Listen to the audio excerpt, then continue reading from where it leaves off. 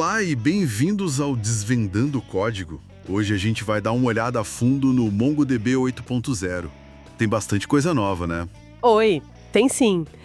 O MongoDB 8.0 chegou com foco assim, bem claro em alguns pontos. Performance, claro, mas também gerenciamento, escalabilidade e segurança. Legal. E a ideia aqui é entender o que isso muda na prática, né? Para quem tá lá codando, gerenciando o banco. Exato. Tentar traduzir essas novidades para o dia a dia. Então vamos começar pelo que chama mais atenção: performance. Os benchmarks são, assim, bem expressivos. Fala-se em ganhos de mais de 50% em escrita, 200% em time series. É isso mesmo? É por aí sim. Esses números vêm de otimizações bem específicas. No time series, por exemplo, eles mexeram bastante. Como assim? Os buckets, onde os dados temporais ficam agrupados, agora estão bem mais densos. Cabe, 10 vezes mais dados ali no cache. Ah, entendi. Menos busca em disco, então. Exatamente, e ocupa metade do espaço de armazenamento.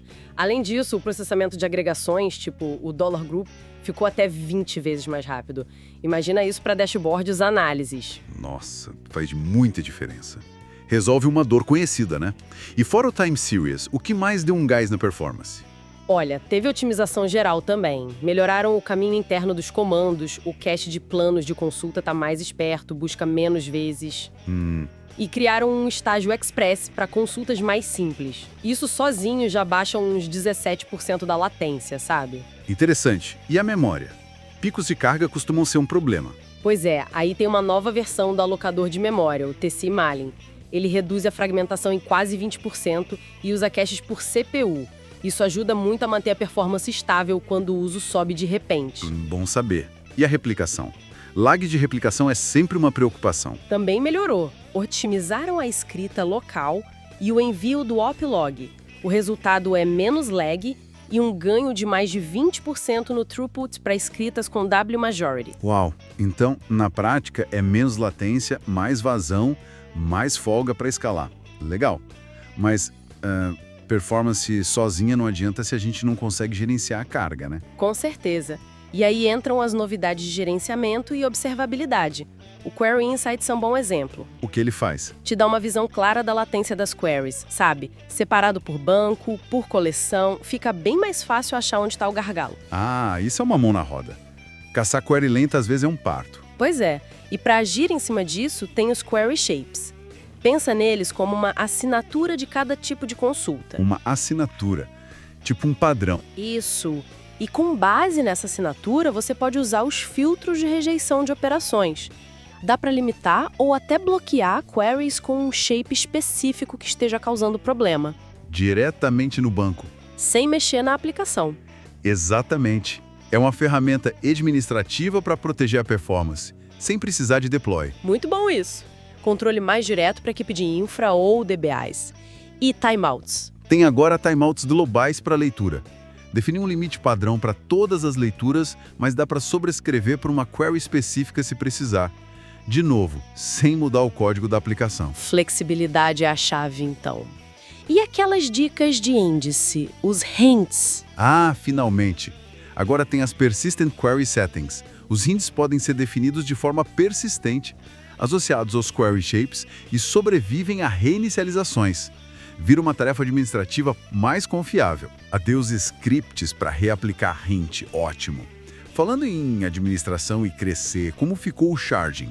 Mais fácil? Ficou mais acessível para começar sim. Em clusters pequenos, não precisa mais daquele replica set dedicado só para os metadados de configuração. Ah, pode rodar junto com os dados? Isso, colocado. Isso já economiza uma grana boa em infra, especialmente para quem está começando a shardear. Algo em torno de $5.000 por ano, dependendo da configuração. É uma economia relevante. E para quem já usa sharding e precisa reorganizar? Tem o Move Collection agora online. Antes era offline e por banco de dados inteiro.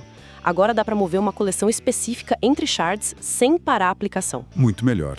E o resharding, que é redistribuir os dados entre os shards existentes, está incrivelmente mais rápido. Coisa de 50 vezes. Uma tarefa que podia levar dias, agora pode ser feita em horas. Uau! E ainda criaram um Shared Collection para poder reverter uma coleção shardada de volta para não shardada, se precisar. Nossa, bastante flexibilidade mesmo para mexer nos dados distribuídos.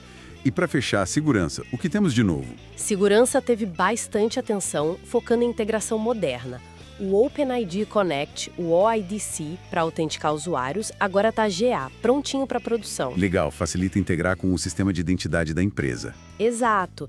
E para autenticação de aplicações, tem o Workload Identity Federation, também em GA. Funciona com Azure Service Principles, GCP Service Accounts, tokens OIDC ou Auth em geral, bem alinhado com o cloud. Modernizou bem a autenticação, então. Sim. E os logs de auditoria agora podem sair no formato OCSF, que é um padrão aberto. Isso facilita muito integrar com ferramentas de CM, de monitoramento de segurança. Padronização é sempre bom. E a Queryable Encryption, aquela que permite consultar dados criptografados. Essa evoluiu bastante. Agora suporta consultas de intervalo, sabe? Maior que, menor que, essas coisas em campos numéricos e datas que estão criptografados. Espera aí. Eu posso fazer uma query, tipo, me dê todos os registros com data maior que X num campo que está criptografado? Pode. E o dado continua criptografado no disco, na memória e até na CPU durante o processamento da query. Antes era só consulta de igualdade. Cara, isso é um avanço gigantesco. Muda muita coisa em termos de segurança e análise. Sem dúvida. É um passo bem importante para poder usar dados sensíveis de forma segura, sem abrir mão da capacidade de consulta. Bom, MongoDB 8.0 parece realmente um pacote bem completo. Performance, gerenciamento, escalabilidade mais inteligente e uma segurança bem robusta. São ferramentas poderosas. Prepara bem o terreno para a próxima geração de aplicações, inclusive as de IA, que demandam muito de tudo isso junto. Fica até uma reflexão, né?